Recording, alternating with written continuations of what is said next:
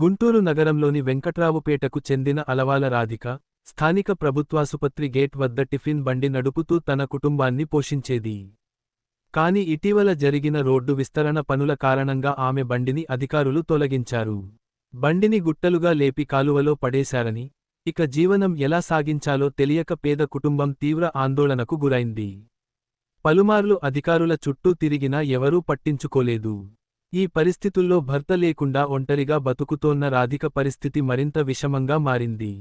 తల్లి వేదనను చూడలేకపోయిన యశ్వంత్, బండి పెట్టుకోవడానికి ఎవ్వరూ అనుమతి ఇవ్వట్లేదంటోంది అంటూ కలెక్టర్ నాగలక్ష్మిని ఆశ్రయించాడు. చేతిలో ఫిర్యాదు పత్రంతో నిశ్చలంగా నిలబడి తన వేదనను ఆవేదనగా మార్చి అధికారుల గుండెల్ని తడిపాడు.